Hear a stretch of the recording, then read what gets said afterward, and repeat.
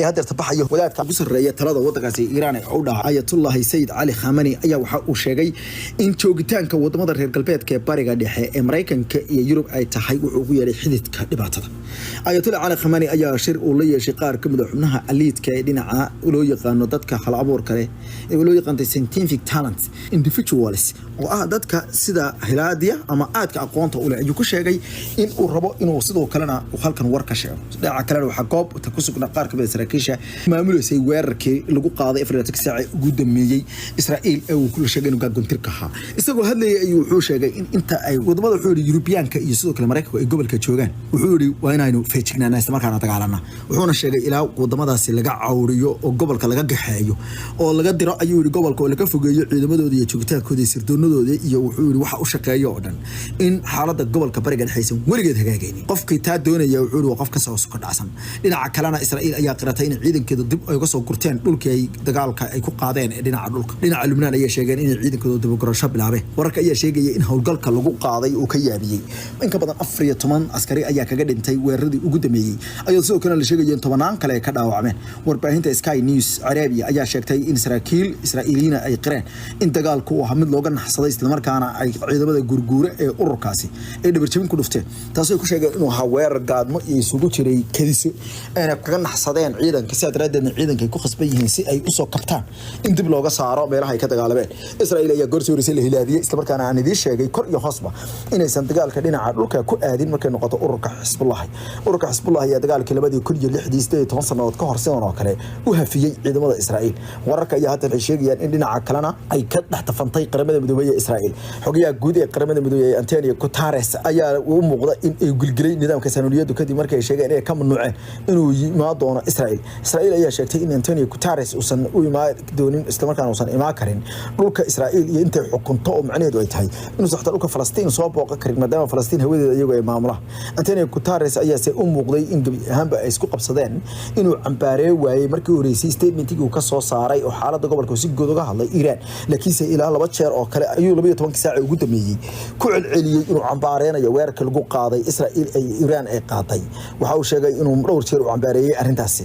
golaha ammaanka qaramada midoobay ayaa sheegay inay taageersan yihiin Antonio Guterres shir ay qabteen ayaa sheegay in si kala had lahayn Antonio Guterres ay u taageerayaan ergeyga Faransiiska u jooga golaha ammaanka qaramada midoobay Nicolas Riveri ayaa sheegay inuu mahad celinayo wuxuu ugu yeeray madaxa guud ee qaramada midoobay dhinaca kalena madaxa ergada Ruushyaanka hogaamiye ee magaalada New York fadhiya Faisal Pence ninka codkarka sidoo kale diblomaasi loo yaqaano nin markaas khabiira ayaa waxa uu sheegay rugcadaaya ayaa wuxuu dhahay in golaha ammaanka qaramada marka ugu baaqayo in dhaqamada Israa'iil laga hortago waxa sidoo kale dawladda dalka Shiinaha Fun Con oo asaguna ninka u jooga dalka Shiinaha uu sheegay inuu aad u amaanayo talaabada uu qaadayay ee uu doonayo in nabad iyo xal looga helo Guterresna ay taageeri doonaan sidoo kale waxa uu sheegay in go'aanka Israa'iil ku gaadhay inay mamnuucdo ama ay wadankeeda iska ilaaliso oo insan imaanin ay tahay arrin aad iyo aad u khaldan Malta infooygooda asaguna ka mid ah golaha ammaanka qaramada midoobay xubnaha darta dooran Vanessa Fraser ayaa sheegtay in si wadista taageerada Guterres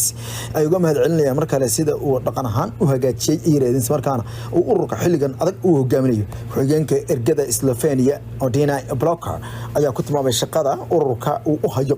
guud ee qaramada midoobay mid aad iyo aad u wanaagsan iyagoo diiday in ay ka wada hadlaan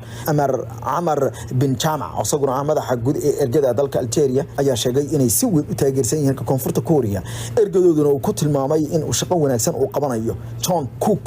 oo hawaan oo ah ergada hogaaminaysa kuwa koonfurta Korea ayaa ku tilmaamay inuu shaqo wanaagsan uu qabtay laakiin se dhowr qof ayaan si wanaagsan arinta uga hadlin balse waxa ka yaali la meesha ka dhacay waxa kamid ahaa in ergeyga qaramada midoobay u fadhida dawladda dalkaasi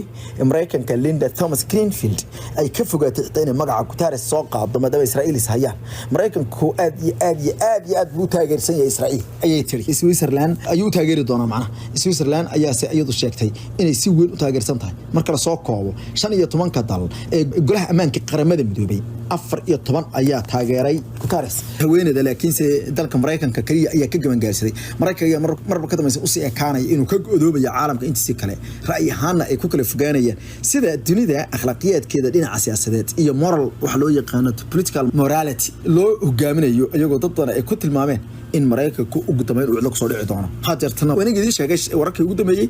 inay dalbanayaan wadamo badan oo Afrika ay ka mid tahay waddanka Koonfur Afrika inay dalbanayaan sida ugu dhaqsaha badan uguna suuragalsan looga noqdo loogana taxadiro loogana laabto ayaa la yiri sida ugu dhaqsaha badan uguna suuragalsan gabi ahaanba hoggaanka dalalka reer galbeedka iska soo wareejiyeen gaanka gandaro dabashana qiimaha leh farka ma qodna tarbeelka wararka wacala dhinaca diblomaasiyadda isla markaana waxaad ku maqli doontaan wararkii ugu dambeeyay iyo dunida warbixinaya dhinaca diblomaasiyadda Iran oo hanjabaad kale soo saartay ayaa ka mid noqon doonta dhinaca kale militariga waddanka Iran ayaa sheegay in ay sii wadi doonaan inay tallaabooyin horle ay ka qaadaan waxayna sheegeen in ay 90% targetkii ay u talagaleen in gantaaloodu ay ku dhacaan ay ku dhaceen dhinaca kalena qaar ka mid مسؤولين ayaa waxay sheegeen in jawaabta la bixiyay ay ahayd jawaab loogu talagalay iyagoo isweydiiyay sababta ugu badan ee Israel ay u qarinayso khasaaraha meesha ka gaaray aysan u oolin dalka iyo dadka Iran laakiin se waxa Iran u taala ay tahay haday yiraahdeen jawaab maxaan inay jawaabaan hadii anagu aanu niri jawaab aanu bixinana jawaab ayaanu bixin sidaa daraadeedna waxay sheegeen in jawaabta ay bixiyeen ninnaba aysan uga damaynaynin isla markaana ka baryaynin dhinaca kalena waxa la sheegay in ilaa iyo 100 dhisme ku burbureen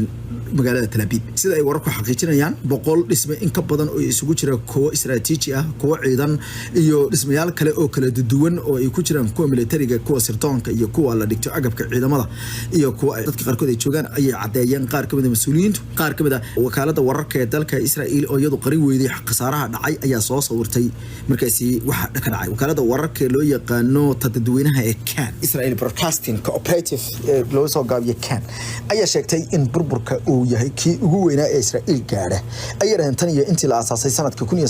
1947 warbixinta Kan soo saartay ay sheegtay in dhismayaasha burburay kaabayaasha dhaqaalaha iyo kuwa military ee la burburiyay ay yihiin ay yiraahdeen kuwa aad iyo aad u muujiyay mar kale in Israa'iil ay khatar nolol ay ku jirto tani waxay imaanaysaa iyadoo dhinaca kalena ay qaar ka mid ah xubnuhu ay dalbanayaan gaar ahaan kuwa mucaaradka in Israa'iil ay iska qabato hubka loogu dul diyaarinayo iyagoo sheegay in hadeerto Iran hadaan laga hortagin ay nuclear intay samaysato dhowtana ku dhufa doonto sidaas Naftali Bennett ayaa ka mid ah dadkii ugu dambeeyay ee arintaas ku baaqa idaacadda radio loo yaqaan Israel Army Radio ayaa iyaduna cadeysay in qaar ka mid ah hubku ku soo dhacay ay yiraahdeen aagag furan iyo sidoo kale qaybo ka mid ah meesha ay ciidanku ay joogaan gaar ahaan Hashruun iyo qaybo ka mid ah Greater Tel Aviv area ama aagaga waaweyn ee magaalada Tel Aviv waxayna sheegeen in ilaa 180 ballistic missiles ay u egyihiin inay soo gudbeen taasoo ka dhigan khatar aad iyo aad weyn dhismayaasha dhulka galay ee burburay ee sida weyn u burburay ayaa lagu tilmaamay in ay kuwo muhiim ah hase yeeshee Israa'iil ayaa diiday in tafaasiil ka bixiso khasaaraha dhinaca dhimashada dhacay wadamada reer galbeedku midba marka kale wuxuu ku faanaya in ay qayb ka ahaayeen inay badbaadiyeen Israa'iil waxay sheegi jirtay in awoodda dhinaca cirka ay ku gacan sareyso laakiin marka ay noqoto in Ingiriiska iyo Mareykanku ay ku nuuxsanayaan isla markaana ay sheegayaan oo ay ku celcelinayaan inay qayb ka ahaayeen difaacistii weeraradii ay Iran soo kicisay habeen hore waxay ka dhigantaa inaysan Israa'iil aysan xataa awoodda dhinaca cirka ku tooqdo aysan meel mar noqonin waaxda gaashaandhigga UK ayaa ugu dambeysay kuwa sheegay in diyaaradaha Typhoon Fightersku ay qayb ka ahaayeen waxay ugu yeedheen iyagoo isticmaalaya gantaalka loo yaqaano Voyager air to air iyo nooca kale loo yaqaano refueling tankerska ay door aad u weyn ay ka ciyaareen